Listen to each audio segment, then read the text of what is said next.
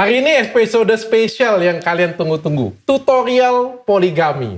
Pak Ustadz, kalau misalnya kita poligami, saya tuh bingung Pak Ustadz. Ada yang bilang harus izin istri pertama. Enggak harus izin. Selama seorang laki-laki itu masih berpikir poligami, berarti sebenarnya dia masih sayang istrinya. Katanya kapan kita boleh poligami? Ketika kita bisa adil. Masalahnya manusia itu bisa adil atau enggak Pak Ustadz?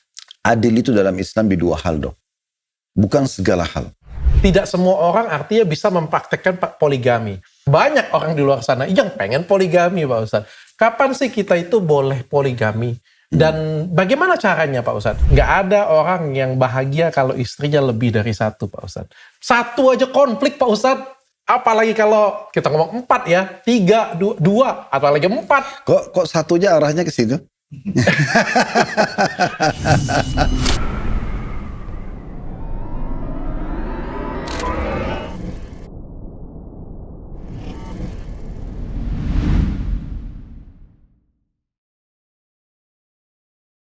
Bismillahirrahmanirrahim. Assalamualaikum warahmatullahi wabarakatuh. Waalaikumsalam warahmatullahi wabarakatuh. Menjelang Ramadan. Ini saya mau nangis episode awal-awal aja. Ini pertama kalinya kayak saya podcast ditonton oleh istri dan mama saya langsung. Masya Allah, alhamdulillah. Ini pertama kali ya mama nonton ya? Pertama kali ya? Biasanya cuma nonton di TV ya. Ini pertama kali saya ditonton langsung. Dan episode pertama kali mama saya tonton dengan Ustadz Khalid Basalamah.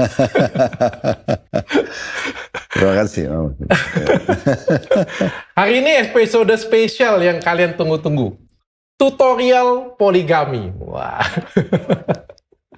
Tapi sebelum saya pengen tanya nih Pak Ustadz. Ini beneran mau jatuh air mata saya Pak Ustadz. Karena ditonton mama saya langsung Pak Ustadz. Saya pengen tanya gini Pak Ustadz. Kalau orang poligami menggunakan agama Islam. Jadi dia menggunakan agama Islam nih. Untuk poligami nih. Itu penistaan agama bukan Pak Ustadz? Baik, alhamdulillah wassalatu wassalamu ala rasulillah. Pertama mungkin kalau kita singgung poligami dok ya. Dari sisi definisi itu berarti seorang laki-laki memiliki lebih dari satu orang istri. Dinamakan poligami. Kalau dalam agama Islam itu ada pembatasan maksimal 4 orang. Nah seperti itu kurang lebih. Nah poligami ini sebenarnya bukan hanya diajarkan dalam ajaran Nabi Muhammad SAW. Tapi semua nabi-nabi sebelumnya. Kita tahu misalnya kalau yang terdekat Nabi Ibrahim. Ibrahim punya 2 orang istri. Ada Sarah yang lahir Ishak juga jadi nabi. Dan ada Hajar lahir Ismail juga jadi nabi. Dan banyak kisah tentang nabi-nabi itu yang berpoligami. Terutama Nabi Sulaiman AS itu memiliki sekian banyak pasangan hidup. Jadi sebenarnya ini bukan khusus ajaran dalam ajaran Nabi Muhammad SAW. Tapi memang ini ajaran semua nabi-nabi. Oke, dari dulu juga? Dari dulu memang sudah begitu. Kalau kita lihat itu bukan hal yang baru. Begitu juga dalam kehidupan para raja-raja, para pemimpin. Itu udah biasa sekali mereka punya 2 orang, 3 orang pasangan. Bahkan ada istilah selir biasanya kan yang bukan istri sah. Tapi mereka jadi pendamping juga. Itu sudah tidak asing. Mungkin di kerajaan dunia dulu ya. Kerajaan di Cina, di India. Hampir semua. Jadi sebenarnya itu dulu yang kita perlu berikan gambaran dok. Karena bahwa poligami bukan ajaran Islam. Bukan hanya diterapkan dalam Islam. Tapi hampir seluruh elemen masyarakat itu sebenarnya mengenal itu. Cuma Islam tampil menunjukkan itu sebagai sebuah hukum, sebagai sebuah hal yang boleh dilakukan. Itu dulu. Kemudian yang kedua, dia bukan sebuah kewajiban, tapi dia sebuah pilihan atau opsi. Ya. Sehingga ada keadaan-keadaan tertentu di mana mungkin orang itu membutuhkannya. Misalnya Dr. Richard sekarang saya nggak butuh poligami, nggak ada kewajiban. Bukan berarti Dr. Richard berdosa kalau tidak melakukan. Dan itu hak. Serta persentase orang yang poligami sama monogami itu, yang poligami itu mungkin 10%, yang monogami 90%. Karena itu tergantung hajat orang, dia ada keperluan atau tidak. Jadi banyak kasus-kasus di lapangan, dok. Seperti contoh ada salah satu kerabat kami. Dia sudah berumah tangga sekitar 10 tahun. Setelah 10 tahun dia berumah tangga, ternyata dia ada masalah. Saya nggak tahu mungkin itu secara medis apa namanya dok ya. Tapi ini fakta dan didiskusikan di keluarga besar. Ternyata dia setiap kali hubungan biologis sama istrinya, itu dia pasti menggigil. Dia menggigil, dia sakit, tidak bisa tidur sampai 2 hari. Dan itu sudah bertahun-tahun. Dan ternyata terakhir dicek oleh dokter spesialis, ditemukan memang di rahim istrinya itu ada masalah gitu. yang bisa menyebabkan interaksi biologis itu hasilnya dan mereka tidak bisa punya anak. Nah, kondisinya dan keadaan pada saat dia diskusi sama keluarga, sekarang fitrahnya, alaminya dia pengen punya keturunan. Tapi dia kalau ngangkat anak orang, anak angkat misalnya anak yatim itu kan berarti bukan anak dia. Dia secara alami masih pengen punya anak. Lalu diskusilah sama kami, kira-kira apa yang harus saya lakukan? Saya kalau nikah lagi, poligami, agama bolehkan, tapi bagaimana perasaan istri saya? Sementara ada wanita baru datang. Atau saya cerai sama istri saya nikah sama wanita yang tidak ada masalah penyakit, subur, tapi saya juga menyakiti istri saya, karena sudah 10 tahun bersama-sama. Mana yang harus saya pilih? Saya tidak ada pilihan lain. Supaya punya keturunan. Sementara secara medis bukan dia yang bermasalah gitu. Nah, pintu seperti ini dok, tentu kalau kita pertemukan antara dua pilihan ya, cerai, dia nikah sama wanita lain sehingga punya anak, atau dia bertahan tapi tidak punya keturunan. Cuma masih ada opsi, ada poligami. Yang membuat sebenarnya bisa ada wanita lain datang menemani sang istri dan punya keturunan. Nah gitu. Sering kali digambarkan mungkin dalam banyak juga film dan sinetron biasanya, ada digambarkan begitu. Rumah tangga seperti ini seperti ada gitu ya. Saya pernah baca naskah gitu, ada orang karena tidak punya rumah keturunan, persisnya seperti kisah Nabi Ibrahim. Nabi Ibrahim itu kan menikah sama Sarah sekian puluh tahun, tidak punya anak. Akhirnya Sarah menghadiahkan Hajar kan kepada Ibrahim untuk dinikahi. Dan bersatulah mereka dalam rumah tangga tersebut sehingga punya keturunan gitu ya. Terlepas daripada banyaknya berita simpang siur yang kalau dalam Islam itu hampir dikatakan tidak ada yang diterima tentang Sarah terlalu berlebihan dalam cemburu sama Hajar dan segala macam. Itu ada, tapi bukan itu yang dijadikan sebagai pegangan gitu. Itu sebagai contoh misalnya. Atau ada seseorang mungkin dalam kondisi sudah kena masalah ya, misalnya istrinya stroke, contoh, atau kena penyakit jiwa, misalnya maaf ya, ini contoh saja.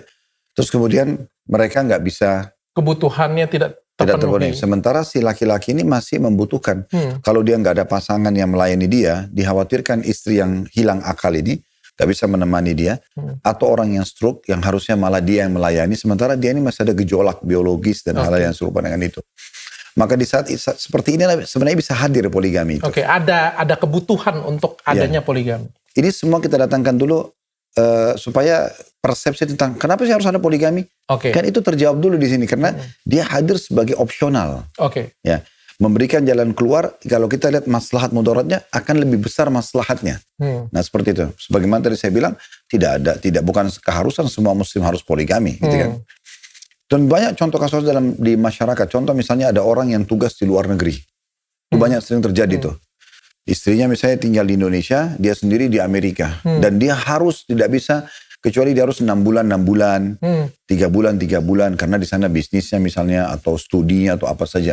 Nah sementara di sana fitnah sangat besar, terjadi permasalahan yang tidak khawatir dari hal yang tidak diinginkan, dari perzinahan, godaan-godaan dari teman-teman kampus dan segala macam, sehingga dia memilih untuk menikah, ya gitu contohnya. Dan saya melihat dok, selama seorang laki-laki itu masih berpikir poligami, berarti sebenarnya dia masih sayang istrinya. Kenapa? Karena kalau dia bukan pilih poligami, dia jadikan pelampiasan biologis dia yang haram, zina ya. Sebenarnya dia tidak sayang sama istrinya. Karena perzinahan itu dok, umumnya, maaf tanda kutip, orang kalau ke tempat pelacur, ke diskotik, ke bar, teman-teman perempuan yang tidak benar ini, itu kan orang sudah gonta-ganti pasangan. Bisa ada penyakit kelamin, bisa ada segala macam. Tapi kalau dia niat menikah, poligami itu sebenarnya dia pasti akan cari wanita baik-baik. Ada keluarganya, kemudian jelaslah statusnya gitu ya.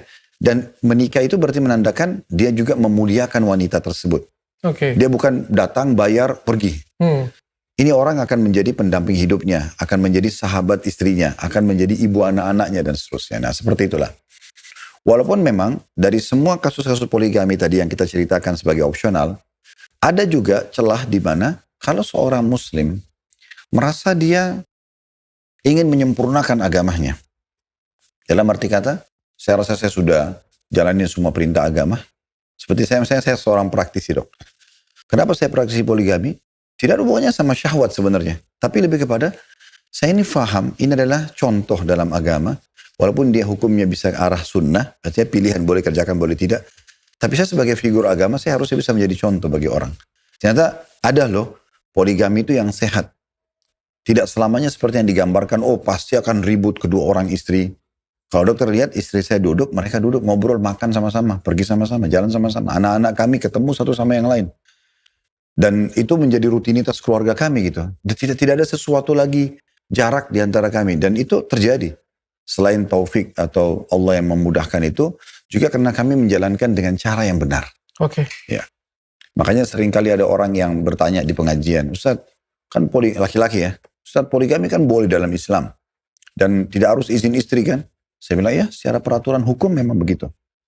Tetapi, kalau gitu saya boleh poligami dong. Tidak usah bilang sama istri. Lalu saya bilang begini, karena dia bertanya secara rasional, saya jawab rasional dok. Saya bilang, Anda mau poligami jangka pendek atau jangka panjang? Kok bisa Ustaz? Iya. Jangka pendek itu sederhana. Anda bergaul, teman kantor, teman kampus, kolega bisnis, Anda takut karena masih punya iman, daripada zina sama dia, Anda nikah. Tapi rahasia dari istri. Ini poligami jangka pendek. Kenapa? Ketahuan berabe. Ya. Karena kalau ketahuan, istri merasa dikhianati walaupun menikah. Iya. Masalahnya, kenapa kau nikah di belakang saya? Kenapa nggak bilang? Kenapa begini? Jadi ada 1001 pertanyaan yang harus dijawab. Belum tentu dia terima juga. Belum tentu diterima. Karena memang dari tanda tanya, kok dia menikah, ada masalah apa? Jangka pendek. Mungkin istri bisa bilang, kalau ada kekurangan kenapa nggak ngomong dulu sama saya? Misalnya masalah biologis, misalnya masalah penataan rumah, masalah punya anak, kan masih banyak bisa didiskusikan. Dia harus siap menghadapi itu. Kalau dia sembunyi-sembunyi. Kalau orang seperti ini, dia ketahuan, maka pilihannya adalah cuma dua. Yang pertama, dia pilih salah satunya. Pasti yang pertama mengatakan, ceraikan, saya tidak mau tahu. Kalau dia lepas yang baru, ini orang tertolimi juga, karena dia sudah nikahin kan. Nggak usah kita bicara istri yang kita datang minta sama keluarganya, kasih mahar, ada saksi. Dua-duanya jadi serba salah, mau tinggalin siapa aja serba salah semuanya. Sedangkan dia nggak usah menikah, pacar aja. Artinya tidak melalui orang tuanya, cuma ketemu di jalan, janjian, itu sudah berat untuk tinggalkan, apalagi kalau istri kan. Kalau dia ceraikan istri pertamanya, juga zalim. Orang sudah sekian tahun berkhidmah, serba salah. Ini opsi pertama, pilih salah satunya. Yang kedua, dia bertahan. Tapi dia harus punya resiko banyak. Resikonya kayak misalnya mungkin bertengkar sama istrinya, mungkin intervensi keluarga istri yang pertama, dan segala macam. Belum anak-anaknya terlibat, terlalu banyak hal-hal yang membuat nanti persepsi orang tentang poligami keliru. Lalu mau jangka panjang bisa. Tapi memang ini ibarat gini dok, karena dokter sama saya pengusaha, kita maksud di sisi pengusaha. Kalau kita mau sehat nih perusahaan kita, saya yakin kita akan mengatur semua dulu kan. Manajemennya semua kita rapikan, kita punya target-target omset yang kita kejar, laporan keuangan harus semuanya rapi. Udah bagus. Semuanya bagus, baru kita berpikir untuk ekspansi buka cabang kan. Nah pembukaan cabang ini juga, dia harus copy paste dari sini kan dia. Sehingga dia betul-betul di sana rapi. Dan harus ada hubungan yang baik antara cabang yang kedua sama pusat gitu kan. Sehingga apapun kendala mereka nanti bisa dipecahin sama-sama. Nah kurang lebih rasional seperti itu. Orang kalau mau poligami sehat itu dia harus tahu ini rumah tangga, dia harus berikan haknya, dia semua jalankan sempurna, baru kemudian dia melangkah-langkah kedua. Tapi tanpa melepaskan dengan perusahaan yang pertama gitu. Nah, jadi kalau sehat itu misal dia step dari saya gitu. Orang berdoa sama Allah dulu. Ya Allah, engkau telah syariatkan ini. Dan hambamu ingin engkau pilih menjadi salah satu contoh dalam masalah ini. Jadi betul-betul dia memang itu. Seperti misalnya ya Allah, hambamu ini telah engkau berikan ilmu kedokteran. Hamba ingin kedokteran ini, ilmu ini bermanfaat bagi orang. Kita berdoa dulu. Jadi muncul nanti ide buka klinik, spesialis apa gitu kan. Dilancarkan, minta dilancarkan. Iya, karena kita ini orang beriman sama Allah, ada Tuhan.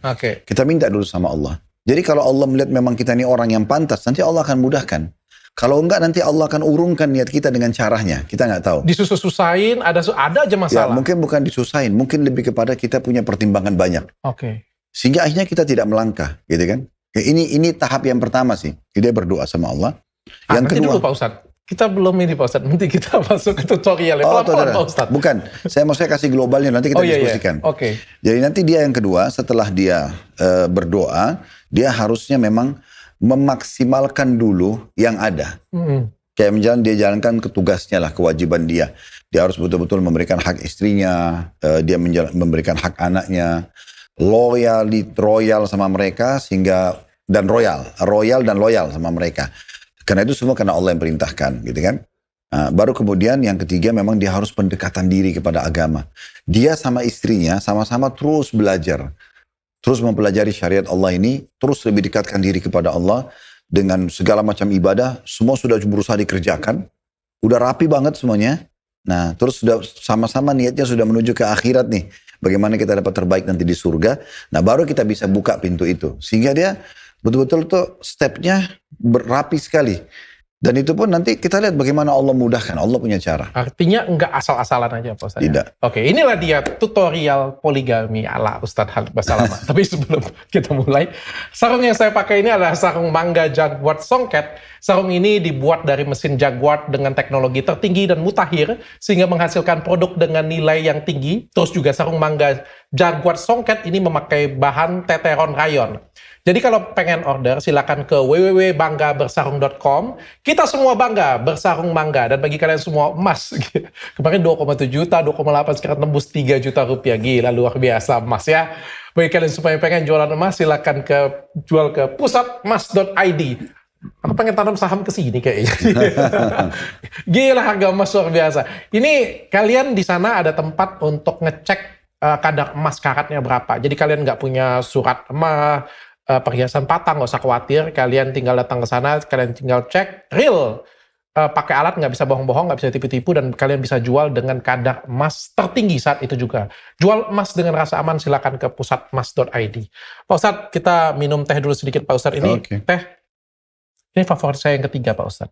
Nanti Pak Ustadz sudah nilai yang pertama, ketiga, nanti yang kedua baru Pak Ustadz kasih tahu saya favorit Pak Ustadz yang mana. Tapi kemarin kita baru coba cookies, Dok. Iya, nanti habis ini. Berarti ini yang kedua? Ini yang ketiga favorit saya, Pak Ustadz. Oh bukan, tapi yang saya coba baru yang kedua berarti? Yang kemarin yang pertama favorit saya. Iya, artinya ini yang kedua yang ini saya yang coba. Kedua, iya. Suka Pak Ustadz? Saya kalau teh, oke Dok. Pak Ustadz, sebelum saya pengen tanya tutorial Pak Ustadz ini kan praktisi, Pak Ustadz. Dulu teman saya ada ngomong Pak Ustadz, nggak ada orang yang bahagia kalau istrinya lebih dari satu Pak Ustadz. Saya pengen tanya keseharian Pak Ustadz dulu. Pak Ustadz, praktisi poligami, bahagiakah Pak Ustadz? Bagaimana kehidupan istri-istri Pak Ustadz? Bagaimana kehidupan anak-anak Pak Ustadz? Apakah mereka berantem? Apakah mereka biasakan istri pertama kan, kamu kok seperti ini? Ya Pak Ustadz adil. Tapi kan belum tentu kan istri pertama atau istri kedua atau istri ketiga lebih ngerayu, kok yang kamu kok lebih ke sana sih? Ayolah sayang kayak gini, godain kayak gitu. Satu aja konflik Pak Ustadz. Apalagi kalau kita ngomong 4 ya, 3, 2, apalagi 4. Kok satunya arahnya ke situ? Pak Ustadz, istri saya ini istimewa Pak Ustadz. Saya jarang ribut, orang baik. Saya berantem dengan dia itu 1 tahun mungkin nggak sekali. Terus kalau saya berantem nggak pernah ribut lebih dari 24 jam. Tapi satu aja tetap buat saya ribet Pak Ustadz. Saya kebayang kalau misalnya yang baik kayak istri saya berpikiran, istri saya baik nih, luar biasa nih. Kayak gimana kalau saya tambah satu lagi yang kayak istri saya yang baik ya. Kayaknya perang dunia nih Pak Ustadz kayaknya Pak Ustadz. Tapi saya pengen tanya kalau dari Pak Ustadz sendiri nih yang praktisi nih, seadem apa sih atau ribut juga nih Pak Ustadz? Oke, tadi pertanyaan pertama Dok juga ada satu poin yang belum kita closing. Kan tadi bagaimana orang kalau poligami. Biarkan itu menjadi jawaban di pertanyaan terakhir Pak Ustadz. Oke, enggak kan tadi. Penistaan agama ya? Bukan. Ya, maksudnya apakah memang orang kalau poligami itu bawa nama agama itu penistaan agama kan? Terakhir aja dijawab Pak Ustadz. Oke, enggak apa-apa. Kita closingnya justru gitu Pak Ustadz. Oke, baik. Jadi gini Dok, seseorang yang belum terlibat di dalam satu alam kegiatan tertentu, maka pasti bagi mereka itu asing dan berat. Sebagai contoh misalnya, kita pengusaha nih. Bagi orang-orang yang belum masuk usaha, mungkin jiwa dia adalah jiwa pegawai. Ya, tanda kutip ya, tanpa mengurangi siapapun. Tapi maksudnya, dia belum ada jiwa bisnis. Dia belum pernah belajar, belum pernah kursus, belum pernah terlibat dalam transaksi jual beli. Mungkin bagi mereka, rumit gak sih Dr. Richard itu buka klinik? Bagi dia rumit. Kenapa? Karena dia memang bukan praktisi. Dia bukan orang yang punya keinginan atau ilmu tentang itu. Apalagi kalau dia tahu, ini kliniknya sudah sampai 20 cabang. Gimana cara ngaturnya? Nah, tidak mungkin. Jadi orang seperti ini mungkin sulit sekali Dok.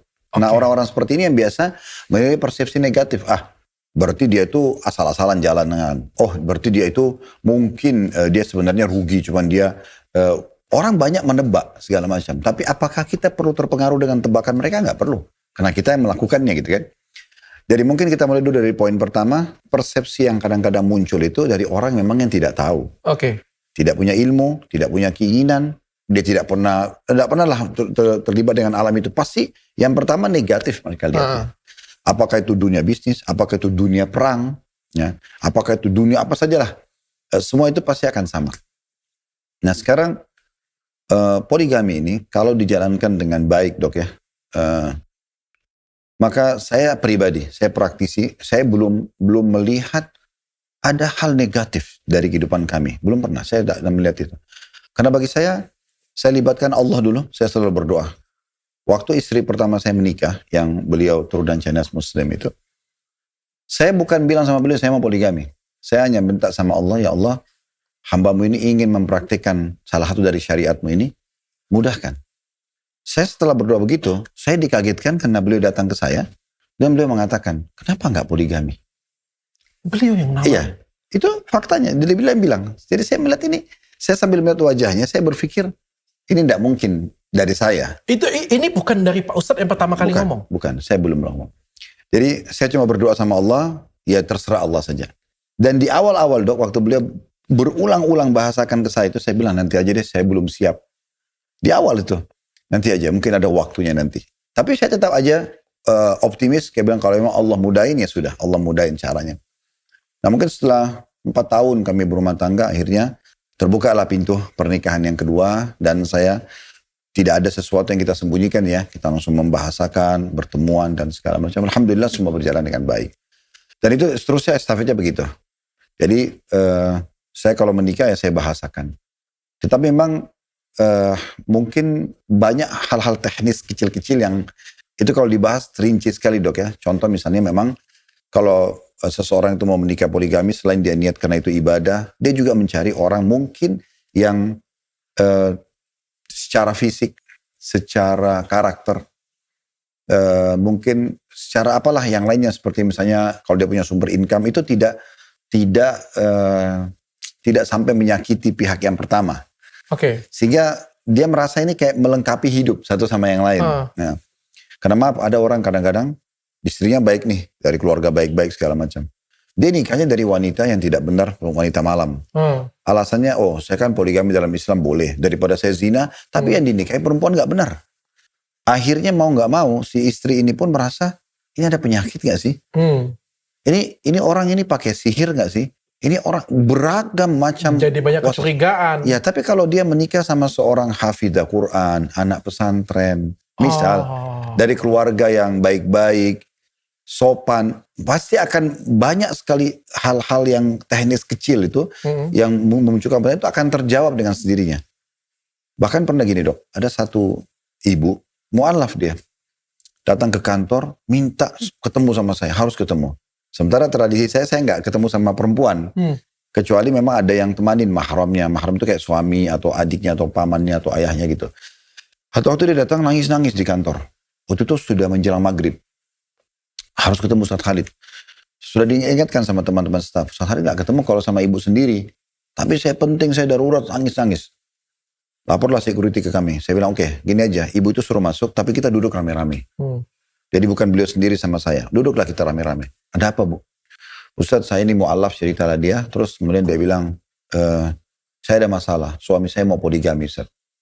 Baik. Dia bilang, apa lagi bu? Apa yang perlu saya bantu? Gimana Ustaz ya? Saya sekarang kalau nolak poligami ini, saya tahu ini syariat Islam. Posisi kejiwaan beliau ya. Kalau saya nolak, saya seakan-akan nolak hukum Allah. Sementara saya ini sudah menjadi seorang muslim. Tapi kalau saya terima, hati saya masih berat. Gimana caranya? Posisikan saya, Ustaz tolong kasih saran kepada saya. Terus saya bilang baik, kalau itu bu, harusnya yang punya jawaban suami ibu. Karena suami ibu yang mau jalankan gitu ya. Tapi saya tanya, kira-kira bu ya, apa yang membuat ibu khawatir menerima poligami ini? Sekarang ibu rasakan apa? Dia bilang yang pertama Ustaz, saya khawatir suami saya berubah. Sehingga dia cinta yang pertama. Yang kedua, Cintanya nggak ada lagi sama saya. Itu kekhawatiran saya. Karena ini newcomers nih, bisa saja orang lebih baik dan segala macam. Saya tidak tahu. Oke, berarti dia pindah cintanya ya. Apalagi yang kedua, dia ceraikan saya, Ustaz. Hal terburuk. Cekcok sama saya, di sana bisa hibur dia, saya hanya diceraikan. Oke, ada lagi yang lain enggak? Yang ketiga, dia bilang bisa saja dia curang dari sisi materi. Dia nggak adil. Misalnya saya dibeliin benda 1 juta, sana mungkin 5 juta. Saya mana tahu ini. Oke, saya tanya, ada lagi Bu? Dia diam, dia merenung, nggak ada Ustaz. Jadi dia cuma khawatir itu cintanya berubah, dia khawatir nanti dia diceraikan, dia khawatir curang dari sisi materi. Saya sempat ulangi lagi, Ibu masih ada nggak? Nggak ada Ustaz. Udah nggak ada. Dia coba renung, tidak ada. Ini sih yang paling berat buat saya. Oke, saya bilang, saya ulangi lagi Bu ya. Sebenarnya yang punya jawaban ini bukan saya tapi suami Ibu. Masalah dia berubah cinta, dia menceraikan atau dia curang dari sisi uang, itu suami Ibu yang jawab. Kalau Ibu tidak keberatan, tolong panggil suami Ibu, jadwalin ketemu saya, kita ngobrol bertiga. Supaya saya tengahin nanti nggak apa-apa. Karena masalahnya ibu ini masih berat poligami, ya. Sementara suaminya sudah mau melangkah poligami. Tapi suaminya datang. Saya mau nikah, ini orangnya. Dijelasin sama suaminya. Ini orangnya, kalau kamu izinkan saya melangkah. Karena seringnya suaminya ngomong, istrinya belum izinkan, akhirnya terjadi pembicaraan terus-menerus di rumah. Nah ini istri masih terganggu dengan itu. Dia bilang, baik Ustaz, kalau gitu saya jadwalin nanti suami datang. Saya bilang, oke, Ibu sebelum pulang, saya boleh bertanya nggak? Boleh.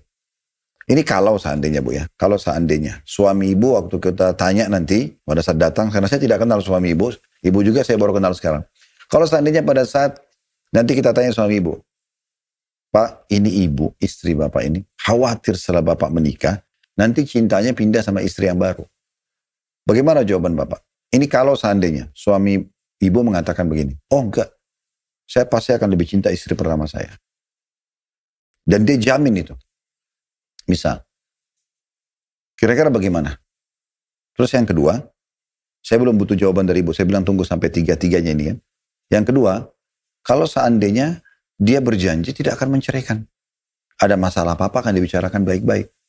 Sehingga bab perceraian yang Ibu khawatir ini sudah bisa terjawab. Dan itu bisa kita bicarakan jauh sebelum terjadi poligami itu. Yang ketiga, masalah curang dari sisi transfer uang, pembelian hadiah. Gimana kalau dia jamin dia transparan? Dia bisa kasih rekening koran, dia kasih bukti apa yang dia kasih. Ibu punya kesempatan untuk datang ke rumah istri yang kedua, cek barangnya juga sama-sama. Jadi kalau dia beli misalnya dia adil atau tidak, dia jamin semua itu. Gimana kira-kira? Dia diam langsung dia bilang gini dong, kalau begitu gak apa-apa Ustaz. Ini bahasa ibu itu sendiri ya, ini fakta yang ada di lapangan gitu. Akhirnya saya bilang kalau gitu baik, ibu tolong atur pertemuan sama suami, nanti saya duduk. Tapi saya kasih ibu opsi yang lain. Maksudnya bukan opsi, saya tambahkan hal yang bisa menenangkan hati ibu. Kalau misalnya suami ibu jawab tiga-tiganya tadi seperti itu, dia tidak akan cintanya cuma sama istri pertama, ini istri kedua ini pelengkap kehidupan, dia tidak akan ceraikan, kecuali terjadi pelanggaran agama yang memang mengharuskan ibu diceraikan, kalau enggak berarti enggak gitu. Yang ketiga dia akan transparan dari sisi harta gitu. Nah, saya masih kasih ibu satu tambahan. Ibu bisa punya hak untuk bilang sama suami, tolong tuangkan dalam bentuk tulisan. Oh boleh? Iya, saya Fulan bin Fulan misalnya, ada KTP-nya, ya, suami berjanji akan mencintai istri saya yang pertama melebihi istri yang lain, misalnya. Saya tidak akan menceraikan istri saya hanya karena kedatangan istri baru atau karena poligami. Kecuali terjadi pelanggaran agama yang memang mengharuskan perceraian dengan istri yang pertama. Yang ketiga, saya akan transparan dengan semua harta yang ada. Misal contoh, ibu tulis, suruh suami tulis, tanda tanganin, datangkan 2 saksi dari dua keluarga. Keluarga suami ibu, keluarga ibu. Oh ya, bagus banget Ustaz. Iya. Saya tambahkan satu lagi. Saya mau gitu. Apa Ustaz? Ibu minta kepada suaminya, tolong pertemukan saya sama calon istri kedua ini. Pertemukan saya. Terus saya bilang setelah ibu ketemu, biar dia ketemu, nanti ibu bilang sama wanita itu, saya ini dengar dari suami saya, dia akan nikahi kamu.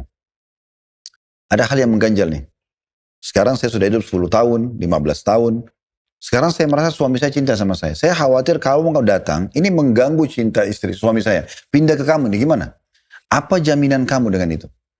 Sekarang kan suaminya sudah nih. Sekarang si perempuan ini. Itu boleh kayak gitu boleh, juga? Boleh. Sangat boleh. Oh, justru komunikasi seperti itu boleh? Justru itu yang membuat poligami sehat.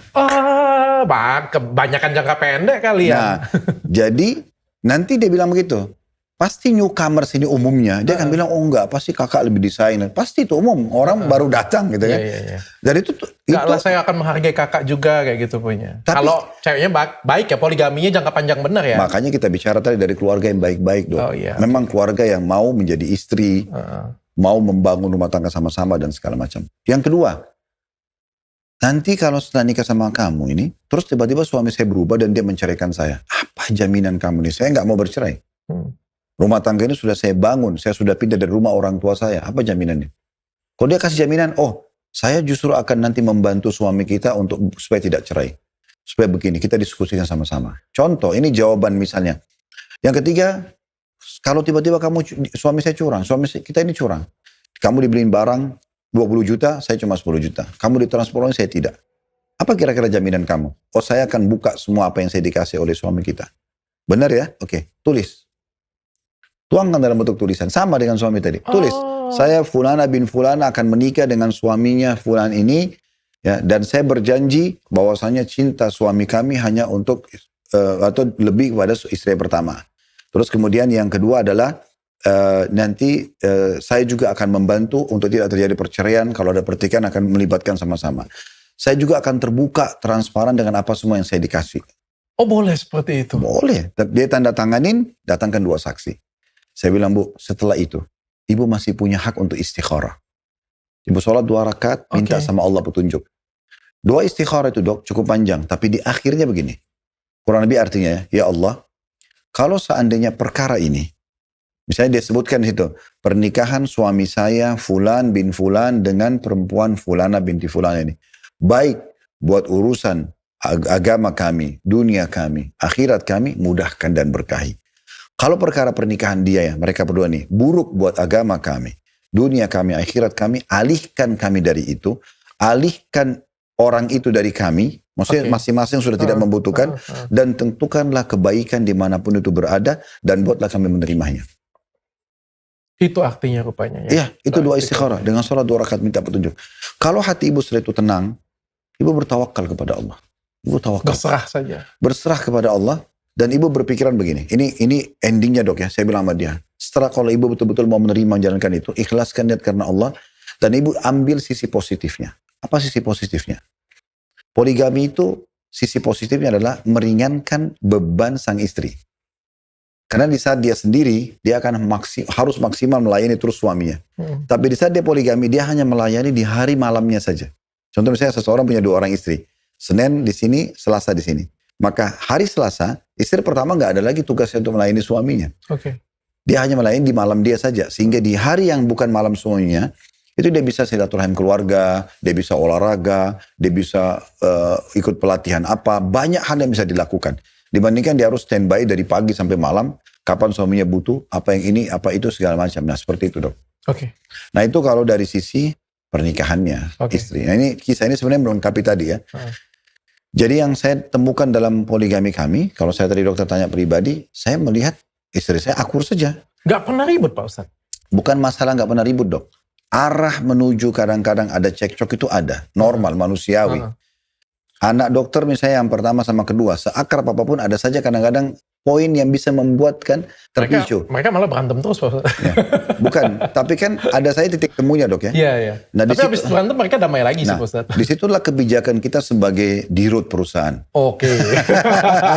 Jadi bagaimana kita menengahi konflik yang ada di antara staf. Dirut yang bijaksana, dia akan dudukkan, dia akan lihat dan menerima argumentasi masing-masing, dan yang benar-benar yang salah-salah dikelirkan pada saat itu. Pedomannya Al-Quran. Ya, nah dalam rumah tangga memang adalah Islam. Yang menilai orang salah atau benar adalah Islam. Nah seperti itu kurang lebih gambarannya. Sama juga dengan tadi dokternya, anak-anak bagaimana? Anak-anaknya gimana Pak? Anak-anak saya selalu pertemukan Dok. Jadi tidak ada istri saya yang hamil kecuali yang lain tahu. Tidak ada yang melahirkan kecuali yang lain tahu. Bahkan mereka datang menjenguknya di rumah sakit. Anak-anak selalu saya pertemukan. Alhamdulillah baru pekan lalu ini, kami pulang dari satu acara pameran besar dan saya ngisi kebetulan di situ. Lalu kumpul semuanya. Ya, kami datang ke satu restoran besar di Jakarta, lalu kami kumpul dan kami makan sama-sama. Anak-anak bermain sama-sama. Oh, semuanya Pak Ustadz? Iya. Okay. Saya pun kalau berangkat umroh, saya ajak berangkat. Gitu. Kadang-kadang mereka berangkat masing-masing, kadang-kadang mereka berangkat rame-rame. Nah, seperti itu kurang lebih. Jadi memang bagi saya sih, saya coba untuk semaksimal mungkin semampu saya, tidak ada sesuatu yang tersembunyi. Jadi malam saya di mana, istri semua pada tahu, oh ini sama si ini. Mereka punya nomor telepon, mereka saling kontek-kontekan. Ya. Mereka tahu semuanya, artinya semua transparan Pak Ustadz. Iya, karena dalam bahasa Arab begini dok, fi sarahatin raha. Di setiap transparansi itu ada ketenangan. Nah, ini pertanyaan Pak Ustadz. Ini kan banyak orang bilang, kapan kita boleh poligami ketika kita bisa adil? Masalahnya manusia itu bisa adil atau enggak Pak Ustadz? Adil itu dalam Islam di dua hal dok. Bukan segala hal. Dua hal. Yang pertama materi, yang kedua mabit. Mabit itu nginep. Jadi kalau materi contoh gini, orang punya 2 orang istri, dia memberikan misal, istri pertama nih dia duduk nih. Yang paling bijaksana begitu. Kalau saya begitu, saya duduk, kebutuhan apa nih di rumah? Semua kebutuhan secara ditulis. Contoh misal, keluarlah angka tertentu. Sebagai contoh misalnya 10 juta rupiah, contoh keluar. Ini realnya 10 juta rupiah. Oke. Saya kasih 10 juta rupiah. Kalau saya punya kelebihan uang, saya tambah lagi. Misalnya ini 2 juta lagi ya. Ini bonus khidmah atau pelayanan. Pelayanannya bagus, saya akan kasih nih. Anak-anak ada. Anak-anak misalnya dikasih 5 juta per anak, contoh. Kalau anaknya jadi 2, jadi 10 juta. 3 anak jadi 15 juta. Begitu seterusnya. Nanti akumulasi bulanan. Ini yang mereka pegang. Nanti ada lagi, ya kita sudah itu juga sudah listrik, ya air, segala macam security, segala macam. Nah itu namanya pemberian. Adil dari sisi nafkah. Dan dia tidak boleh salah dalam masalah ini dok. Kalau saya, di laptop saya itu sudah saya catat dok. Istri pertama, kedua misalnya, ya seterusnya. Keuangan ya Pak Ustadz? Iya, laporan keuangan. Saya nanti bisa lihatin dokter di laptop apa yang saya tulis. Jadi, bukan, maksudnya untuk melihat realitanya. Bagaimana saya agak menyeramkan. Bukan, bagaimana saya memanage saya dok. Untuk mempunyai gambaran, oh ternyata seperti ini. Saya, kalau contoh dok gini, salah satu istri saya pergi ke salon. Saya mau minta izin ke salon, baik silakan. Keluarlah misalnya angka 2 juta atau 3 juta rupiah, contoh. Istri yang lain kan tidak pergi. Saya masukkan nilai itu saldo istri yang lain.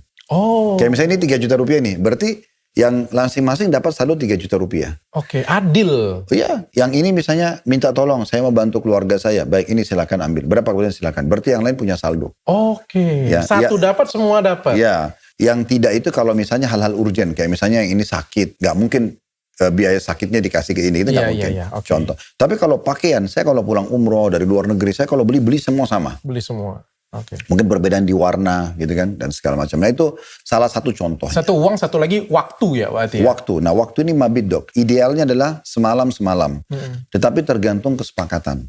Kayak contoh misalnya ada di antara istri lebih banyak anaknya sehingga dia minta misalnya dalam 1 pekan bisa nggak saya dapatnya 3 malam. Oke. Misal contoh dia negosiasi. Kita bicara sama istri yang lain mereka setuju oke. Contohnya gitu kan. Karena dia mungkin lebih butuh waktu. Banyak kena anak-anak lebih banyak contohnya. Karena orang poligami itu berarti pasti akan lebih banyak anaknya dok. Nah, ini saya pengen nanya. Pak Ustadz, kalau kita menikah jumlah istri banyak, kita anggap aja maksimal 4 Pak Ustadz. Istri 4, anak banyak nih Pak Ustadz. Kan nggak semua istri kan punya sifat baik ya Pak Ustadz ya. Ya kan ada orang yang sifatnya baik sekali, ada yang baik banget, ada yang baik aja, ada yang sifatnya lebih jelek daripada yang lain lah. Misalnya. Jangan cara yang jelek dok. Ya betul. Ya tapi kan bagaimanapun juga karyawan aja Pak Ustadz. Ada karyawan yang bagus, ada karyawan ini, ada yang cerewet. Nah kita cari karyawan yang bagus. Susah Pak Ustadz. Kan ada. Karyawan aja susah cari yang bagus Pak Ustadz. Bayangkan kalau semua karyawan jelek. Bukan masalah itu. Artinya ada nggak di antara karyawan dokter secara persentase mana lebih banyak? Yang baik atau yang tidak baik? Yang bagus aja nyelenehnya banyak Pak Ustadz. Ya, beda. Kalau masalah nyeleneh itu biasa teknis dok. Biasa teknis. Jadi kita bedain mana permasalahan yang permasalahan yang riskan dok, yang misalnya kerusakan akhlak ya, pendusta, misalnya orang yang pezina dia berselingkuh itu beda tuh. Iya oke, bukan itu. Tapi kalau masalah teknis, misalnya yang satu lebih bersih dari yang lainnya, yang satu lebih pintar masak, dan itu teknis. Oke. Kan 4 istri ini kan ya ada yang lebih pintar, ada yang lebih kurang, ada yang lebih lemot, ada yang lebih ini. Anak Pak Ustadz banyak, sama juga Pak Ustadz. Apalagi anak kan, ada yang mungkin sedikit iri hati, ada yang pencemburu. Kalau saya melihat dok ya, justru Allah membuka di depan mata saya bicara real di kehidupan saya. Saya melihat kekurangan istri yang satu adalah kelebihan istri yang lainnya. Sama sebaliknya, kekurangan yang di sini, kelebihan yang ini. Saya temukan ini misalnya lebih baik dari sisi masakan. Yang lain bukan tidak bisa masak. Tetapi saya temukan yang ini lebih bersih, yang ini lebih rapi, yang ini lebih bagus pendidikan. Jadi begitu. Dan saya mengambil. Jangan ambil kurangnya, ambil lebihnya. Itu poinnya. Itu poinnya sebenarnya. Tergantung kita bagaimana menilai. Pantes beliau poligami, saya kagak.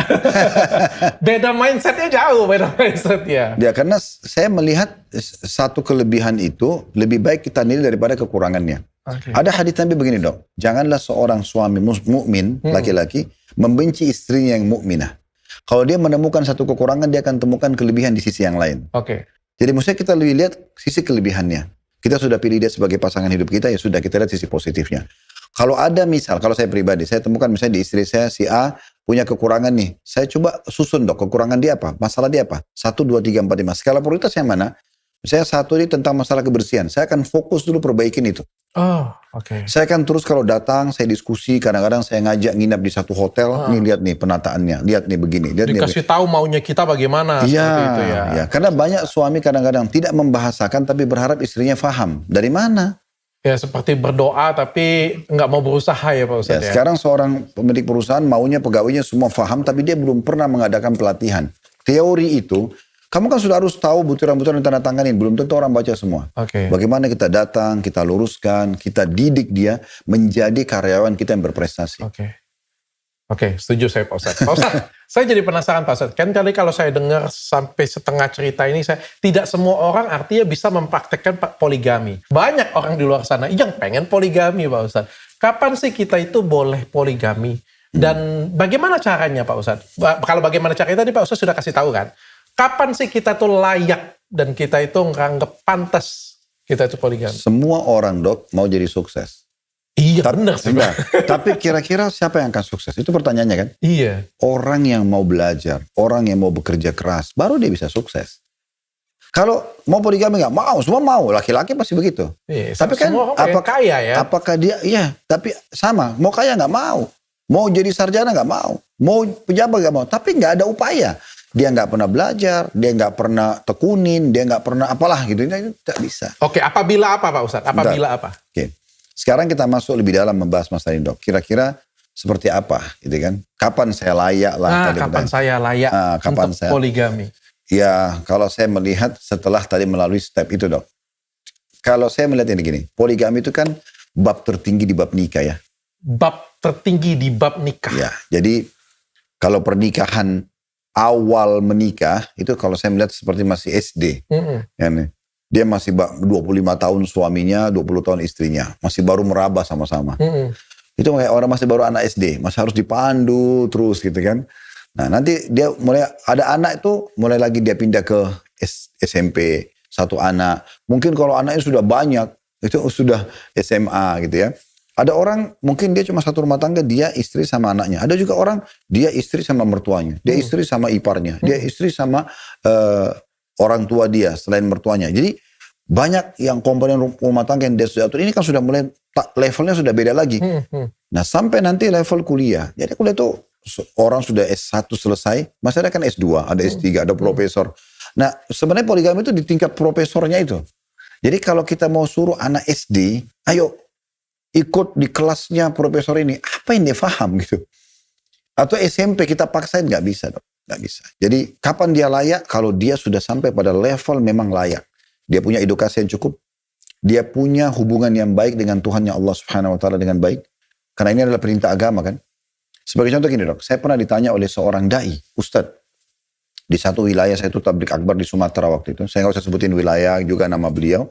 Tapi yang jelas waktu itu saya makan siang habis tablik akbar. Dia ngomong berdua sama saya. Kan dia tokoh masyarakat itu. Bilang Ustadz, saya juga pengen poligami, sebagaimana antum poligami. Gitu. Saya lihat orang ini, dia seorang tokoh agama. Makanya pertanyaan pertama saya begini. Dia tokoh agama? Tokoh agama. Dia belum poligami, dia baru poligami. Dia mau tanya kepada saya gimana caranya. Maka saya bilang sama dia, pertanyaan pertama saya, bagaimana hubungan antum sama Allah? Gimana hubungan anda sama Tuhan Allah? Terus dia terdiam. Seperti apa maksudnya? Oke. Saya tidak tanya ibadah wajib. Sholat 5 waktu, saya nggak nanya itu. Puasa Ramadan, saya nggak nanya. Zakat, haji, saya nggak nanya. Yang wajib, saya nggak nanya. Itu antum tahu kewajiban. Sekarang yang saya tanya adalah, lembur-lemburannya nih. Sholat sunnah, sholat duha, sholat tahajud, sholat wudu, sholat taubat, zikir habis sholat, zikir pagi petang, baca Quran per hari berapa lembar, silaturahim keluarga, bersedekah, jenguk orang sakit. Banyak sekali rincian perbuatan baik dalam Islam. Gimana posisi Anda dalam ibadah-ibadah itu? Kalau saya biasa pakai samada itu antum, bagaimana ibadah antum di sisi Allah seperti ini? Sudah puasa Senin Kamis belum? Belum, Ustaz. Gimana sholat tahajud antum? Setiap malam dikerjakan? Enggak, bolong-bolong. Hampir semua ibadah yang saya tanya, semuanya masih kurang. Saya bilang, gimana caranya antum berharap Allah memberikan antum ini, diberikan amanah untuk menerapkan syariat ini, sehingga menjadi contoh bagi masyarakat, sementara antum sendiri masih rusak, jauh hubungannya sama Sang Pencipta. Oh. Jadi ibaratnya gini dok. Berarti nggak asal poligami aja. Oh nggak bisa. Nggak bisa, ini poligami ini ibadah. Berarti nggak boleh langsung lompat, pokoknya suka dengan itu langsung poligami aja nggak bisa. Itu tadi, resikonya jangka pendek. Oke, berarti harus ada tahapan yang bukan cuma sholat 5 waktu aja, bukan cuma kita puasa Ramadan aja, tapi kita juga melakukan deket banget dengan Allah ini. Jadi gini, ibaratnya dok, rasionalnya gini, supaya lebih mudah difahami. Saya ini misalnya kerja di perusahaan. Sama dokter kita kerja di perusahaan dok ini. Kita alhamdulillah pemilik, tapi kita bicara kalau kita jadi pegawai. Kita berharap supaya kita mendapatkan posisi tambahan di perusahaan. Contoh misalnya kita dapat tambahan jabatan naik, payroll naik, misalnya bonus bertambah, gitu-gitulah ya. Fasilitas kantor misalnya tadinya kita belum punya kendaraan, bisa dikasih kendaraan oleh perusahaan. Terus kita ajukan proposal itu ke ruangan dirut misalnya. Pertanyaan sederhana dok. Waktu kita sudah ajukan itu, apakah kita tetap dengan kinerja yang ada sekarang? Harus dinaikin. Itu poinnya. Kalau kita mau proposal itu diterima, biarkan dirut menilai, oh orang ini lebih cepat datang. Oh dia lebih lambat keluar. Loyalitasnya terhadap perusahaan ada. Hasil kerjanya ada. Di ACC dok. Oke. Dan ini akhirnya dimudahkan dari istri pertama akan memudahkan. Betul. Istri kedua akan memudahkan, mertua akan memudahkan. Betul, itu yang terjadi, itu faktanya. Jadi kadang-kadang saya pernah dok, dibukain oleh Allah depan mata, istri saya semua duduk sama-sama. Duduk, mereka minum teh sama-sama, mereka ngobrol. Saya sampai bilang dalam diri saya sendiri, Allah diri saya bilang, ini nggak mungkin saya punya kemampuan apa menggabungkan 4 wanita, duduk sama-sama, minum sama-sama, anak-anak mereka kumpul sama-sama, ini nggak mungkin. Kok di mana power saya nggak ada. Saya cuma mengatakan la haula wala quwata illa billah. Tidak ada yang kekuatan ini, tidak ada daya dan kekuatan kecuali dari Allah. Allah yang mengatur semua. Tinggal bagaimana kita mengatur level kedekatan diri kita kepada Allah. Karena Allah kalau mudahin semua tidak ada yang mustahil. Oh, berarti nggak sembarangan ya Pak Ustaz? Oh iya, tentu saja. Orang yang buat sembarangan ini dok, ini yang merusak citra poligami. Akhirnya jadi rusak nanti. Ribut rumah tangga, rusak ini, istrinya tuntut dan segala macam di media. Ini kan jadi rusak semua. Nah, dan juga penting. Poin penting dok ini dalam masalah poligami. Poligami ini kan ibadah dok. Mungkin dokter kalau lihat saya juga sering di media dok ya. Tapi apakah ada dokter tahu nama istri saya misalnya? Nggak tahu. Atau pernah lihat orangnya? Nggak. Baru kemarin ketemu langsung orangnya juga. Ya, itu juga yang. Itu kan karena ada acara. Itu yang pertama gitu ya. Yang jadi gini dok. Kalau dokter pernah dengar nggak riya dalam Islam? Ada riya. Riya itu kan pamer. Melakukan ibadah bukan karena Allah. Contoh misalnya dokter habis sholat tahajud nih. Terus dokter bilang sama teman-teman pegawai, staf misalnya. Kalian sholat tahajud gak semalam? Saya sholat tahajud loh. Gak ada yang nanya, gak ada apa gitu ya. Tapi dokter ceritakan. Tujuannya apa? Supaya mereka bilang, oh dokter sholat. Itu namanya riya dok. Oke.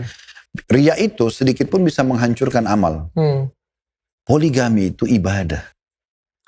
Kenapa orang banyak gagal dok? Karena dia datang sama temannya gini. Kamu istri berapa? 1. Saya 2 loh. Iya. Pamer ibadah itu aja. Akhirnya sudah. Allah bisa cabut nikmat itu. Oke. Gagal rumah tangganya. Karena dijadikan bahan pamer. Iya. Kalau dia niatkan karena Allah, ya dia sudah selesai dia jalani. Kalau dia kejar pahala, hanya untuk itu. Bukan untuk berbangga-bangga. Inilah kenapa saya pengen angkat tutorial poligami ini, karena setelah berapa hari saya ngobrol dengan Pak Ustadz, saya ngerasa beliau paling pantas untuk memberikan ilmu ini ya. Karena bagi saya, menurut saya ini dimulai dari episode tentang menikah. Pak Ustadz tuh membuka pikiran saya bahwa menikah itu adalah ibadah. Jadi kita menikah ini adalah ibadah. Itu dulu start awal. Jadi kayak itu SD-nya lah kasar ngomongnya ya. Habis itu baru Pak Ustadz tadi ceritakan banyak. Habis di luar podcast juga banyak ceritakan. Menurut saya ini harus menjadi satu episode khusus sih. Karena kebanyakan orang langsung pengen poligami, naksir cewek satu langsung pengen menikah lagi kan. Padahal belum pantas. Dan kadang-kadang bukan cuma belum pantas. Memang dia belum menikmati istri pertamanya. Belum banyak waktu bersama, belum memberikan haknya, gitu kan. Padahal sebenarnya dalam Islam itu dok, walaupun terbuka pintu poligami, bukan berarti lalu istri pertama atau istri kedua setelah dia pindah ke 3 dan 4, lalu kemudian ini diabaikan. Enggak, dia tetap harus adil dari semuanya. Dia harus tetap, justru datangnya poligami itu membuat dia lebih sayang pada istri yang sebelumnya. Dia lebih perhatian. Akhirnya istri yang ini tidak merasa terganggu. Saya coba melahirkan itu di rumah tangga kami. Hanya istri saya merasa, oh poligami ini gak mengganggu saya kok. Malah makin sayang. Malah makin sayang, makin perhatian. Dan saya punya satu prinsip dasar dok. Kalau untuk memunculkan loyalitas, butuh royalitas. Dokter ingat saya pernah bilang itu. Saya ingat sekali. Itu Ustadz Khalid Basalamah banget. Iya. Royalitas mendatangkan loyalitas. Sekarang saya mau istri saya sayang sama saya. Royal dong. Penuhin kebutuhannya, senangkan hatinya. Ya sama kan dapat respon yang sama. Ini biologisnya seminggu sekali. Maaf dok. Ya. Kalau diminta apa-apa, nggak usah mahal. Dong. Pelit. Mau ketemu keluarganya, nggak boleh. Rumah ngepres yang bukan yang layak yang membuat dia misalnya. Kecuali memang kemampuan dia seperti itu. Terus kemudian saya mau poligami ya. Kalau biologis itu, maaf ya dok, sudah tiap hari. Memang kebutuhan dia, ada sebagian orang Allah kasih kelebihan untuk itu. Dia, ini serius berkorban buat saya. Udah, apa yang dia butuh saya penuhin semua. Saya jadikan itu sebagai ajang pahala buat saya. Siap saya kasih dia kebutuhannya, itu pahala buat saya. Ini saya jadikan prinsip dalam hidup saya. Saya coba kasih semampu yang saya bisa. Kasih, dan Allah bukain aja pintu-pintunya gitu. Sehingga akhirnya istri sudah merasa, saya tercukupi kok. Saya bahagia kok dengan ini. Nah, gitu-gitu. Jadi akhirnya berjalan dengan baik semuanya. Tapi ada yang sering digambarkan di film, kalau poligami yang gagal itu. Begitu menikah sama istri baru, istri pertama dimarah-marahin, KDRT. Itu digambarkan di publik. Masyarakat menilai ini salah. Padahal sebenarnya tidak seperti itu. Realitanya tidak seperti itu. Ini luar biasa ya. Pokoknya royalitas mendatangkan loyalitas. Kalau Dr. Richard, mutu mendatangkan kualitas. Pak Ustadz, saya pengen tanya kayak gini Pak Ustadz. Sanggup Pak Ustadz, sudah agamanya bagus, dekat dengan Allah, sudah pokoknya ya semua sudah dijalankan. Tapi miskin Pak Ustadz. Boleh gak poligami Pak Ustadz? Boleh. Tapi dia nikahnya sama sepadan. Betul. Sepadan. Karena gini, tidak menghalangi seseorang untuk membuka pintu perintah agama, sementara dia belum mampu secara finansial. Tetapi tentu, di sini bukan berarti, beda dok ya.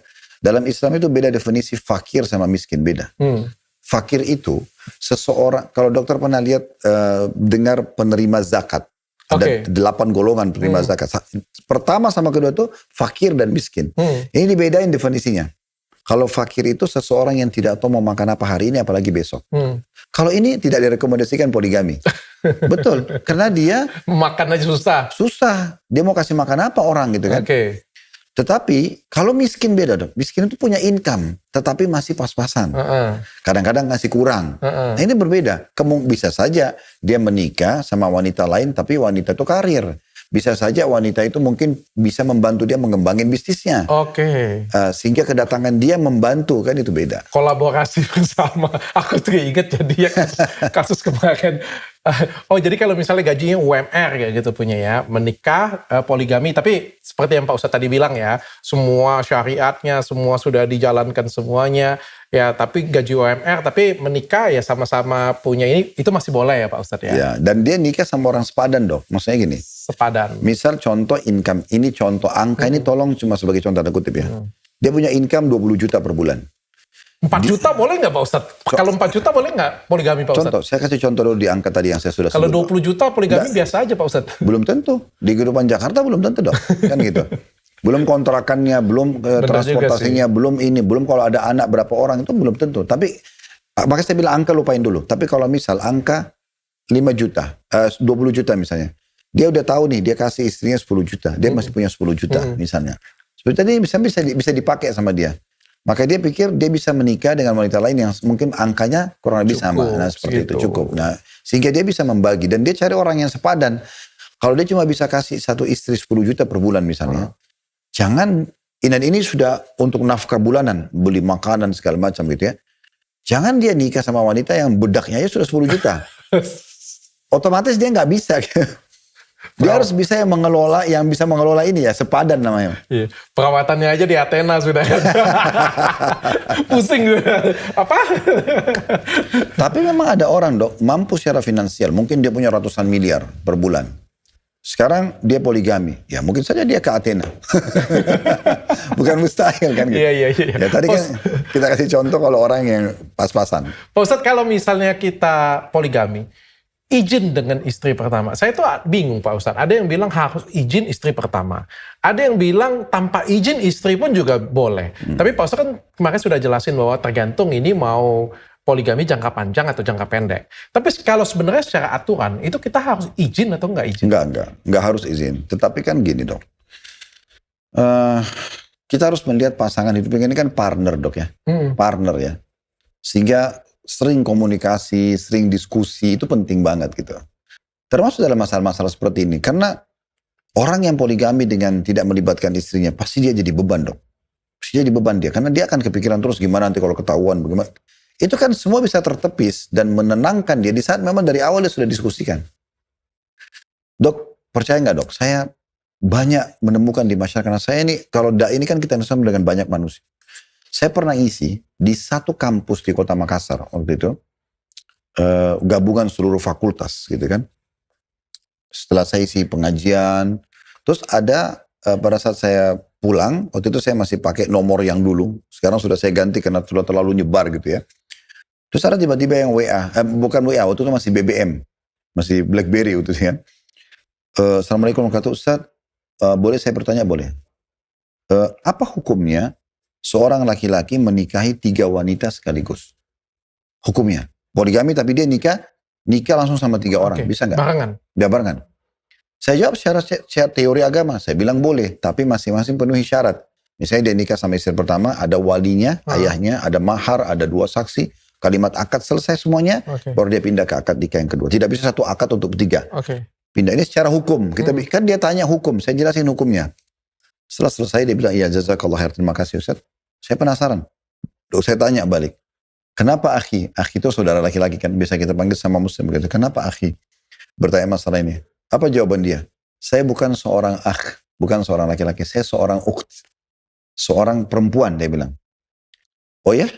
Terus kenapa bertanya tadi? Dia bilang saya sepakat sama 2 sahabat saya untuk 1 suami. Betul. Saking kompakannya. Ya, itu terjadi. Nah, hal yang seperti ini perlu kita jelaskan ke masyarakat. Orang tidak selamanya orang sepemikiran penolakan poligami. Ada orang yang mau nerapin. Itu fakta. Ada juga pernah kejadian orang datang ke kantor, 2 orang bersahabat dekat dari 2 wilayah yang berbeda di Indonesia, tapi mereka sudah bersahabat sekian tahun gitu. Lalu dia datang, dia tanya hukumnya, Ustaz, boleh nggak kalau saya nanti dilamar oleh seorang laki-laki, saya minta dia lamar juga teman saya? Itu fakta. Itu terjadi di lapangan dok. Saya bilang tentu saja boleh, tapi ikuti semua syarat masing-masing. Karena mereka berpikir selama ini sudah bersahabat nih, maunya nanti juga bersahabat sampai setelah berumah tangga. Sampai seperti itu. Jadi ada, makanya kita perlu melihat dari semua sisi tentang masalah poligami itu. Tapi saya punya gambaran satu sih Pak Ustadz. Kemarin kan saya bilang kalau dari dulu ya, mungkin dari saya sebelum Islam sampai saya jadi Islam kan gambaran di kepala saya adalah kamu boleh poligami ketika kamu boleh sudah adil katanya ya. Tapi dari penjelasan Pak Ustadz saya jadi mengerti Pak Ustadz. Jadi kalau misalnya kita itu dekat dengan Allah, menjalankan semua apa yang diperintahkan oleh Allah, baik itu wajib ataupun juga sunnah, adil itu akan datang sendiri pastinya. Jadi kayak kita nggak perlu bertanya lagi dengan adil ketika kita kayak sholat 5 waktu, puasa di luar itu. Karena kedekatan diri sama Allah, dok, memunculkan keimanan kan. Ketakutan, jadi kita punya ketakutan hati-hati sendiri. Dok, yang saya lakukan dalam masalah perhitungan finansial tadi kepada istri, itu juga terjadi pada anak-anak dok. Jadi misalnya anak dari istri pertama, misal contoh sama anak dari istri kedua. Anak istri pertama ini misal belanja sesuatu nih, yang sebenarnya itu kebutuhan dia pribadi, bukan bayar sekolah, bukan rumah sakit gitu ya. Kayak dia mau beli apa gitu ya. Maka angka itu saya jadikan saldo buat anak yang lain semuanya. Oh. Sama, anak-anak pun sama. Sehingga tidak ada, di saya itu tidak ada namanya tidak adil. Karena bagi ini tidak dapat produknya, ini dapat uangnya. Dia bisa pakai untuk yang lainnya. Oke. Walaupun saya punya manajemen pribadi, saya nggak sampaikan ke mereka, saldo kalian ada sekian ya. Karena kalau saya sampaikan bisa kacau juga dok ya. Kacaunya itu maksudnya gini, jangan nanti mereka bilang, oh kan saldo saya ada 50 juta kasih semua dong. Belum tentu saya secara finansial ada pada saat itu ready. Apalagi saya harus kasih banyak gitu ya. Maka saya cuma mengatakan ada saldonya. Mereka tinggal tanya, ada saldo nggak? Saya kebetulan mau bantu keluarga. Saya kebetulan mau ganti handphone. Saya kebetulan mau ini. Saya katakan ada, silakan. Mau berapa saya kasih. Oke, berarti kalau misalnya anak-anak panggilnya apa? Abati mau ganti handphone misalnya kayak gitu. Satu ganti semuanya bisa dibeliin semuanya. Iya, bukan semua saya beliin. Semua punya nilai saldo. Nilainya misalnya berapa handphone? 10 juta ya. Berarti semua punya 10 juta. Kalau poligami sebenarnya nggak boleh pelit ya Pak Ustadz ya? Nggak bisa. Nggak bisa. Royalitas itu melanggengkan rumah tangga. Ya betul dong. Suami istri itu akan selalu bahagia sama-sama, ada royalitas. Muncul loyalitas tadi. Persahabatan, atasan dokter sama bawahannya. Coba kalau kita sebagai pemilik perusahaan kita royal sama mereka, pasti mereka juga loyal sama kita. Kan begitu. Sama juga pemimpin pada masyarakat, sama semua. Oke, Pak Ustadz, kalau kita tadi Pak Ustadz kan tadi sudah kasih tutorial ya. Sekarang tutorial nih Pak Ustadz, sudah siap nih. Udah ibadah, sudah diikutin semua lah. Nonton podcast ini pokoknya 1 tahun mereka itu berusaha pokoknya. Bagaimana caranya supaya bisa poligami didekatkan dengan Allah benar-benar. Puasa yang tadinya nggak puasa jadi puasa. Senin Kamis puasa. Terus sholat-sholat sunnah dikerjakan. Pokoknya semua dikerjakan semua. Minta dimudahkan semuanya. Istrinya tiba-tiba datang juga. Kamu nggak mau melakukan poligami gitu. Wah, tiba-tiba semua yang diajarkan Ustadz Khalid datang kan kayak gitu kan. Oke, mencari wanita selanjutnya. Bagaimana tutorialnya Pak Ustadz? Istri pertama, istri kedua, sampai istri keempat sama standarnya. Agama. Yang janda, yang cantik. Agama dok. Janda atau gadis itu haknya dia pribadi. Tapi Nabi SAW mengatakan begini, tungkahul mar'atu li arba'. Wanita itu umumnya dinikahi orang kena 4 perkara. Dihasabiha karena melihat jalur keturunannya. Wali jamaliha karena kecantikannya. Ada yang cuma lihat itu saja, ada yang cuma jalur nasab, ada yang lihat kecantikannya. Wali maliha, ada yang lihat kekayaannya. Wali dinia, dan karena agamanya. Lalu Nabi bilang, dari 4 hal ini, fadfar bizati din taribat yadak. Pilih yang beragama, hidupmu akan bahagia. Oh, berarti itu pun Pak Ustadz pun atau kita yang mau poligami pun pilih yang dari agamanya dulu. Tentu. Bukan dari cakepnya dulu. Oh, enggak. Dok, maaf ya. Kita ini kan cuma beda casing. Cakep itu cuma beda casing. Pantes, kalian nggak pantas poligami udah. Bukan. Kalau misalnya kan gini, dan apalagi menilai cakep tidak cakep itu kan relatif dok ya. Bisa saja saya lihat cakep, dokter belum tentu lihat. Kan beda-beda. Ada orang subhanallah. Iya, saya ketemu sama orang di Eropa, di Amerika. Saya ketemu dengan orang beberapa di negara Arab. Mungkin karena sudah tiap hari mereka lihat wajah-wajah yang sama, mereka berharap nikah dari China, dari Asia. Mungkin orang-orang Asia kita, oh ini orang-orang bule beda nih mukanya. Oh, begitu itu kuasa Allah. Allah membuat masing-masing orang punya penilaian sendiri. Dari agamanya. Tapi kalau agama beda. Agama itu standarisasi dok. Sholat, semuanya orang sholat kan. Puasa, semuanya orang puasa. Dan agama itu dok, membuat kita jadi menilai hati dan perbuatan seseorang. Jadi sebenarnya kalau diikutin tutorial ini, susah banget poligami itu Pak. Oh tidak, mudah. Bagi yang mau berjuang. Dokter kalau gini, kalau orang sudah mulai dengan prosesnya negatif, kayak dokter buka perusahaan nih. Oh kayaknya susah banget saya buka cabangnya Athena ini. Ya Pak, maksudnya kayak gini Pak Ustaz. Aku aja sholat 5 waktu aja belum lurus. Lah tidak bisa dokter ambil patokan sekarang. Kan dokter tadi bilang kalau sudah sholat, sudah ini, kan sudah semua. Sampai ke tahap itu aja, kan saya butuh waktu dan sulit nih Pak Ustadz. Sebenarnya bukan sulit toh, tergantung keseriusan seseorang. Ya, anggaplah saya serius banget kayak gitu punya. Saya serius banget itu aja seserius-seriusnya saya aja butuh waktu 6 bulan sampai 1 tahun. Terus habis itu saya harus melakukan yang sunnah lagi, ya kan? Itu lebih lagi sulit lagi. Kalau saya tidak pernah menyarankan 1 tahun. Ya, kalau ada yang datang konsultasi dan memang dia serius jalan, saya mengatakan taruh target 3, 4 tahun, 5 tahun ke depan. Ya, selama itulah dia coba membangun pondasi-pondasi perusahaan barunya, rumah tangga barunya. Apalah segala macam dipersiapkan, dari nanti itu masuk ke tahap itu dalam kondisi sudah sangat siap. Oke, saya dapat gambar. Mudah-mudahan kalian dapat tutorial ini ya. Saya tutup dengan pertanyaan terakhir tadi Pak Ustadz. Kalau orang poligami, nah ini pertanyaan pertama saya ini Pak Ustadz, menggunakan agama Islam ini Pak Ustadz. Ini banyak terjadi Pak Ustadz. Bahkan waktu saya mengumumkan keislaman saya, teman-teman saya banyak yang tanya, apa lu mau nikah lagi katanya. Kurang ajar sih, kayak seolah-olah itu image Islam itu adalah mau nikah lagi. Sebenarnya saya kesel ya Pak Ustadz ya. Ini kan oknum-oknum yang merusak nama Islam ya Pak Ustadz ya, saya bilang ya. Tapi saya juga nggak bisa tampik bahwa banyak orang di luar sana menggunakan agama Islam untuk melakukan poligami. Apakah ini penistaan agama, Pak Ustaz? Tidak, bukan penistaan agama. Kita kan susah untuk menilai hati orang, dok ya. Tapi kalau ada misalnya orang, dia belum sampai pada level tadi semua pembenahan hubungan sama Allah bagus, tapi dia tiba-tiba poligami, gitu kan? Tetap mau, paksa. Ya, dia menikah. Apakah dia menista agama? Jawabannya tidak. Kecuali memang dia merusak agama itu sendiri. Misalnya dia berzina dulu, ya kan? Hamil di luar nikah, baru apa boleh buat? Saya harusnya menikah. Kan poligami boleh dalam Islam. Nah ini baru menista agama. Ngapain bawa-bawa hamil di luar nikah dengan poligaminya? Oke. Tidak perlu begitu kan? Kan tidak perlu sama sekali. Karena dalam Islam kita diajarkan tipsnya dok. Gimana caranya saya mengenal seseorang bisa menjadi pasangan hidup tanpa harus pacaran. Kan bisa. Kita bisa melihat, kata Nabi SAW, nazar syari, melihat sesuatu yang menarik dari wajah dan telapak tangan yang mewakili semua tubuh. Lihat keluarganya, secara umum sifat keluarganya seperti apa, terpelajarkah atau tidak, baik atau tidak. Kita cari global berita saja, itu sudah mewakili. Baru kemudian lingkungan dia, kalau masa sekarang medsosnya. Apa yang dia sering, orang kan tuangkan hobi dia di medsos ya kan. Dia hobi musik, dia hobi ngaji, dia hobi apa, semua orang tuangkan. Atau pertanyaan kita kepada calon pasangan, kamu kalau weekend ngapain aja?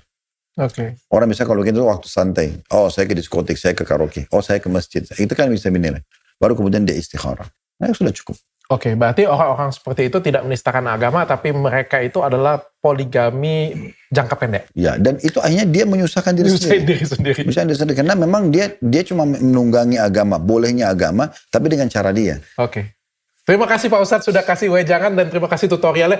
Ini bagus banget ya. Ini jadi benchmark loh. Bagi kalian semua silakan potong dan sebarkan ya. Istri ini bukan cuma untuk suami yang nonton. Ini adalah tutorial. Bagi kalian yang semua mimpikan pengen istri banyak, bukan pengen istri banyak sih, pengen poligami demi agama. Ingat sekali lagi ya, poligami demi agama, kalian bisa belajar dari video ini. Untuk laki-laki. Untuk wanita-wanita, istri-istri yang pengen ngingetin suaminya nih. Kalau mau pengen poligami kayak gini nih, panduan yang benarnya nih. Kirim ke pasangan kalian juga boleh. Ya. Jadi insya Allah semuanya bermanfaat. Bentar dok, ada poin mungkin saya ingin tambahkan. Tadi kan dokter bilang, waktu dokter masuk Islam, teman-teman non-muslim mengatakan, oh, lu mau nikah lagi atau apa gitu ya, bahasa-bahasa gitu ya. Seakan-akan memang pernikahan itu hanya ada dalam Islam. Sebenarnya sih kita nggak usah anggap itu negatif dok. Kenapa? Karena emang menikah. Mana yang lebih baik dok? Menikah atau hubungan bebas gitu kan, tanpa ikatan pernikahan. Mereka menyoroti pernikahan, berarti mereka melegalkan yang bukan pernikahan. Kalau selama kita masih disinggung, oh kamu mau nikah lagi ya? Itu bagian dari, menikah kan baik. Di dalam semua agama dianggap pernikahan baik. Berarti orang itu serius kan gitu. Jadi kita perlu luruskan poin ini juga. Dalam arti kata, kalau ada yang menganggap, oh kalau Islam itu berarti menikah, kenapa tidak? Memang itu dalam Islam, betul. Memang itu ada. Karena Islam tidak membolehkan pergaulan bebas, dilarang zina. Dokter sudah tahu belum? Dalam Islam itu dimulai dok, tidak boleh melihat yang bukan mahram. Nonton atau melihat perempuan yang terbuka, itu kan tidak boleh. tidak boleh mengucapkan rafas. Rafas itu tutur kata godaan, rayuan pada bukan istri atau bukan suami. Itu dilarang, Dok. Sentuhan, kata Nabi SAW, seseorang ditusuk dengan besi yang tajam lebih ringan daripada dia menyentuh tangan yang perempuan yang bukan halal bagi dia. Apalagi kalau sudah sampai cium, peluk, dan segala macam. Jadi memang Islam datang menutup semua celah-celah itu, tapi membuka pintu pernikahan. Setelah nikah silahkan sentuh, silahkan punya keturunan, tapi kamu sudah mengikuti SOP-nya. Nah, gitu. Terima kasih Pak Ustadz. Kita tutup podcast hari ini dengan kafaratul majelis. Subhanakallahumma wa bihamdika asyhadu alla ilaha illa anta astaghfiruka wa atubu ilaik. Assalamualaikum warahmatullahi wabarakatuh. Waalaikumsalam.